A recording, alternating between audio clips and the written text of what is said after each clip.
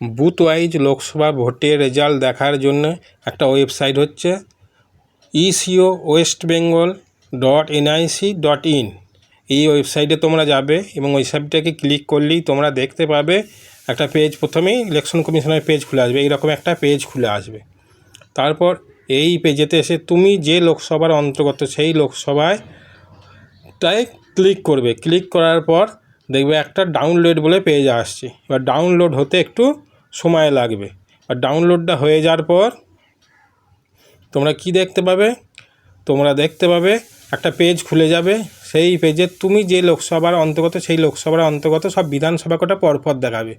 ধরো আমি এখানে বর্ধমান দুর্গাপুরটা খুলেছি। বর্ধমান দুর্গাপুরে প্রথমটি হচ্ছে বর্ধমান দক্ষিণ বিধানসভা কেন্দ্রের দেখাচ্ছে। প্রথমেই তার সিরিয়াল নাম্বারগুলো দেখাচ্ছে এবং সিরিয়াল নাম্বার থেকে ধরো 1 নম্বর সিরিয়াল নাম্বারে কোন বুথে কে কটা ভোট পেয়েছে পরপর দেখিয়ে দিচ্ছে। প্রথম ক্যান্ডিডেট যে আছে তার ভোট, তারপর দ্বিতীয় ক্যান্ডিডেট, এইভাবে পরপর মোট কটা ভোট দেখিয়ে দিচ্ছে।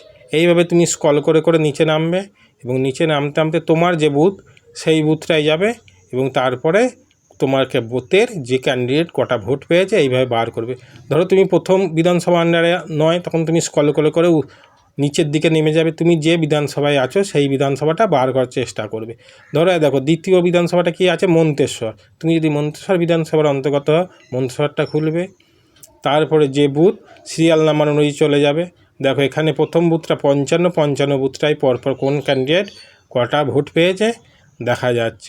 এইভাবে তোমার বুথের কোন ক্যান্ডিডেট কটা ভোট পেয়েছে সহজেই তুমি দেখে নিতে পারবে এবং জানতে পারবে তোমার বুথে কটা ভোট পড়েছে, কটা তৃণমূল পেয়েছে, কটা বিজেপি পেয়েছে, কটা সিপিএম পেয়েছে বা নোটা কটা ভোট পেয়েছে তুমি সহজেই দেখে নিতে পারবে। এইভাবে সব লোকসভা কেন্দ্রের সব বুথের কোন প্রার্থী কটা ভোট পেয়েছে সহজেই বার করে দেখে নিতে পারে। আর ওয়েবসাইটের লিঙ্কটা আমি আমার ডেসক্রিপশন বক্সে দিয়ে দেবো। সেই ডেসক্রিপশন বক্স থেকে তোমরা এই লিঙ্কটা কপি করে নিয়ে খুব সহজেই লিঙ্কটা তোমাদের ফোনে খুলতে পারবে। আর চ্যানেলে নতুন হলে অবশ্যই চ্যানেলটাকে লাইক করবে ও চ্যানেলটাকে সাবস্ক্রাইব করে দেবে।